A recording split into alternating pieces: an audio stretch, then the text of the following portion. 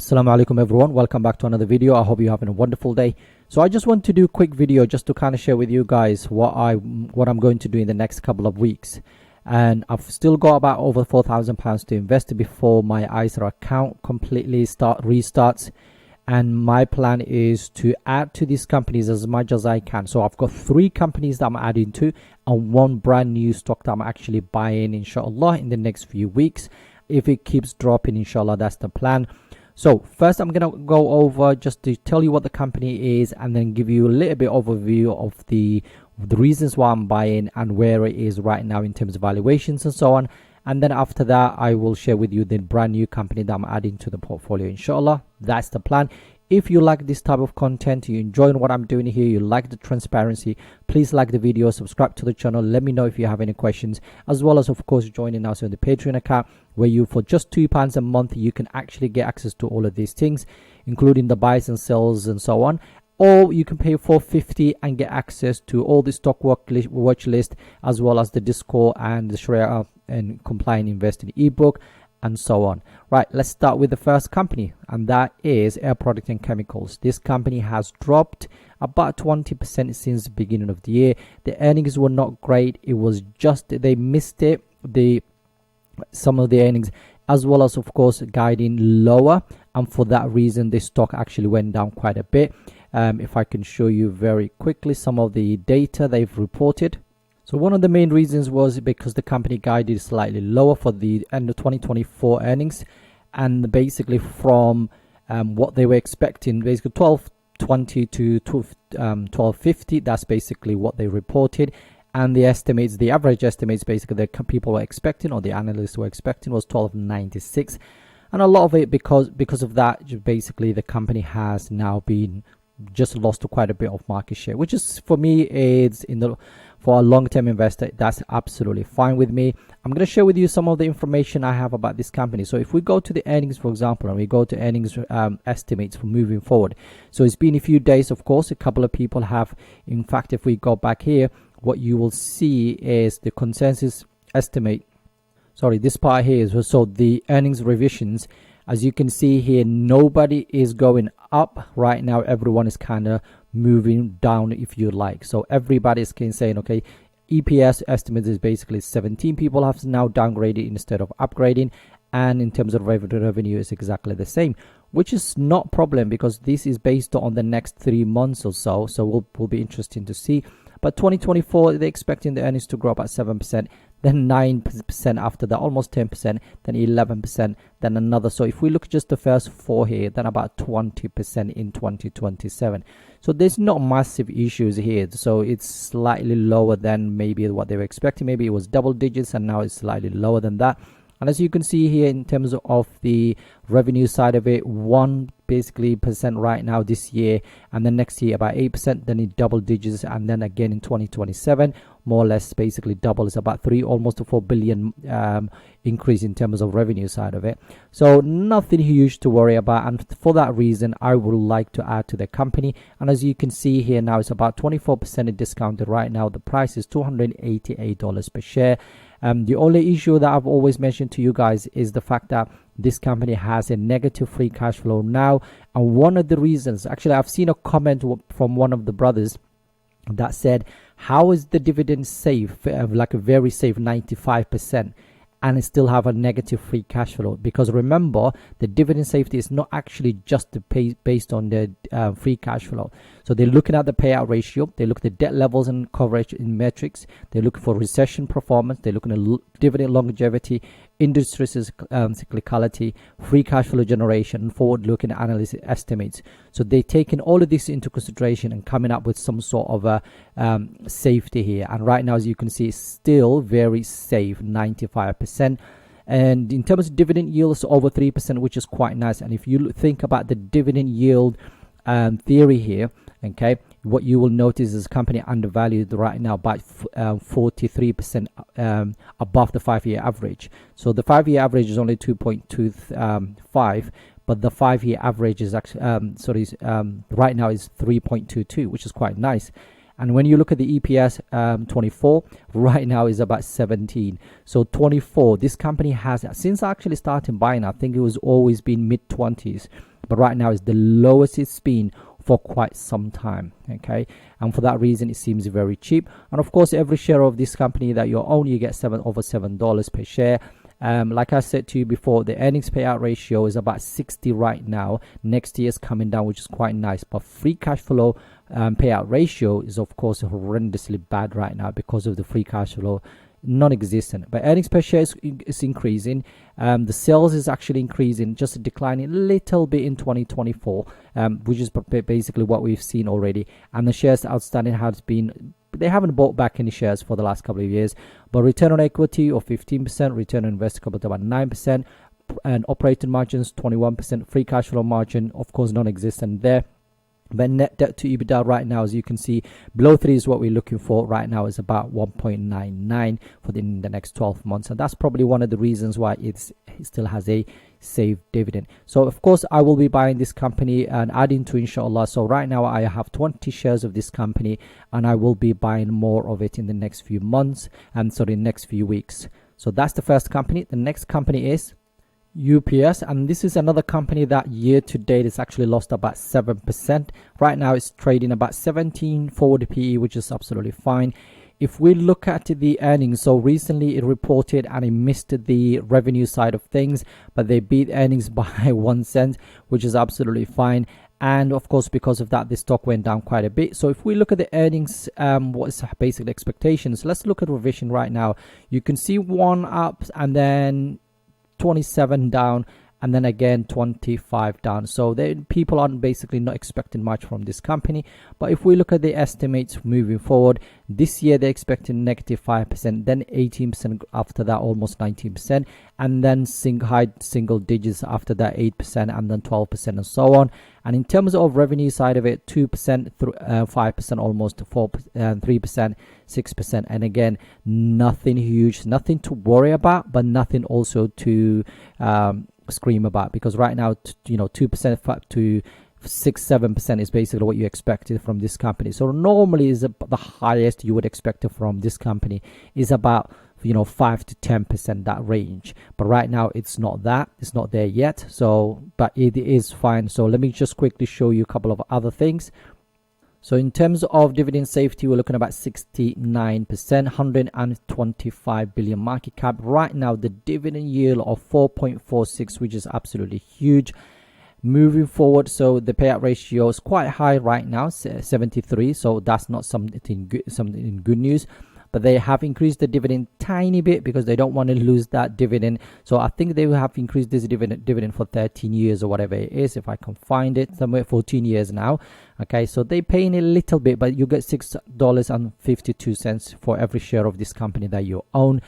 And when we look at the dividend theory, you look at right now it's about 34% above its 5-year average, which tells us possibly it is undervalued. And according to PE right now, it's about 17.6, but in the industrials it's about 19.5. So it's slightly cheaper in terms of that. The earnings payout ratio is right now, we normally expect about 60, but we said is already about 73, and next year is going to increase a little bit. So that's not great news, but free cash flow payout ratio is right now is about 100. Basic 60 is what we expect, and right now is about 110, which is not great either. Earnings per share basically has declined a little bit. And again, remember last couple of years, the economy was booming. People, since basically we came back from COVID, everybody was stuck at home and buying all sorts of things. But right now, of course, there has to be some sort of a consolidation in terms of that. Moving forward, shares outstanding, of course, the company has been buying back their own shares in the last couple of years. And total sales, as we can see, has declined a little bit, but nothing huge to worry about. Return on equity right now, it's not great. Return on invested capital is about 10%, and operating margins of 10% right now, on free cash flow margin of just 6%. Net debt to EBITDA, of course, that's absolutely fine. So right now below the 3%, but below the 3 that we're normally looking for is right now is 1.44. So nothing huge to worry about in terms of that. And going forward in terms of ratings, so you Seek and Alpha, is expecting the price to be $160 per share. That's about 10% from where we are now. In fact, I want to go back quickly and show you the air product and chemicals, okay, and what in terms of ratings, because I don't think I shared that with you guys. So I want to show you how much the price they're expecting. There you go. So about 24% discounted according to them right now. $273 per share is where they think the price should be. Now, according to Morningstar, it's actually the UPS right now is 3 stars, which means fairly valued. $159 per share is where they think the price should be. The third company that I own that has also that I'm going to add to in the next few weeks coming inshallah is AstraZeneca. This is a UK based company. They have reported their earnings. They beat top line, bottom line. They guided absolutely fine. There was no issues, but of course this stock, I think it was down when they reported. I'm not sure why, but they have basically come down quite a bit. So a year to date is down about 7.5%. This gives me an opportunity to add to the company. I really like one of the pharma companies one of the only pharma company I'm buying right now. So 15 right now PE, which is not bad at all. If we look at the earnings revision, for example, there's not that many analysts looking at this company because it's mainly UK based, but of course they are a worldwide company in terms of the drugs that they sell. Right now, as you can see, there's 2, 4 and then 1 people looking at into different years. So 11%, 17%, almost 18%, 28% in terms of EPS, and then from $50 billion to in the 2027 about $57 billion, almost to $58 billion, which is huge if you think about it. So nothing huge to worry about in terms of that. Now if we look at the company overview, so 70% in terms of the safety, 2.28% in terms of dividend yield. The payout ratio is only 40%. They do increase this dividend 2 years, and then you get $1.42. Now looking at it looks reasonably valued because the 5-year average is 2.42 and right now is 2.28, so it's slightly below that. So it's kind of average right now. It's not a cheap, but it's not of course a screaming buy, and I'll show you what the analysts are saying. In terms of PE, about 19 is where it's supposed to be. Right now it's 15. So in terms of PE ratio, is actually that's where the company shines. Earnings payout ratio right now, normally we're looking for 60. Right now it's about, next year they're expecting about 35. So nothing to worry about. This is absolutely huge. Free cash flow payout ratio, again more or less the same. Earnings per share is increasing. Free cash flow per share is increasing. Looking at shares outstanding, they have actually diluted the shares for the last couple of years. Total sales also is increasing. Return on equity 16%, return on invested capital about 11%, operating margins of 18%, and free cash flow margin of 15%, which is quite nice. And the net debt to EBITDA right now we're looking at 1.39 in the next 12 months. So again, absolutely nothing to worry about. Now if we go back here and just look at the ratings, what they're expecting for this stock, so about $80 per share right now. That's about 28% of upside from where we are right now, and it's a strong buy, as you can see from Wall Street. Seeking Alpha analyst is also saying it's a buy. Now if we look at the Morningstar, as you can see, is 4 stars, which means it's 20% discounted right now. $78 per share is where they think the price should be. Again, that's the third company that I want to talk about today. The last one is the one I do not own, basically that you've never seen. Well, I used to own it before and I'm buying back. So let me show you what the company is. And that company is Mastercard. Okay, I'm not saying I'm gonna go all in yet. Okay, I'm buying it in small because they look at the PE right now. This is a high quality company. I really like the business, because you can see here Wall Street saying it's actually a strong buy. Seeking Alpha analysis is saying it's a buy. But of course, for that reason, I'm not just gonna buy it for that reason. I've done my research. I used to own the company. I like the business model. Very similar to Visa. I've talked about it so many times. So what I'm going to do is I'm just going to buy a little bit here and there. But let me show you the reasons why I'm buying this company. Let's go to the revisions here. As you can see, there's a lot more upside than actually downgrades and so on. And if we look at the estimates moving forward, okay, 17.5% in 2024, 2025 we're looking at about 16.5%, then about 16.86 in 2024. 6 and 2027 is about 17%. So absolutely huge double-digit growth in terms of EPS. In terms of revenue, 12%, 11%, almost 12%, which is again absolutely huge. If we go here, you can see, okay, about 0.5% in terms of dividend yield, 99% when it comes to the safety, 428 billion market cap. Payout ratio is only 19%, okay, which is absolutely beautiful to see. They increased the dividend massively, so the recent increase was 16%, then 17%, okay, basically in the last 5 years. 12% increase, 12 years of increasing that dividend. $2.64 is what you will get. Right now, it looks reasonable, okay? And 0.58, so almost flat there. And then the EPS, the PE ratio right now about 33.3, 31.7. So is again seems very valued. But again, this company is a more of a technology company, the financials, so you can't really use that.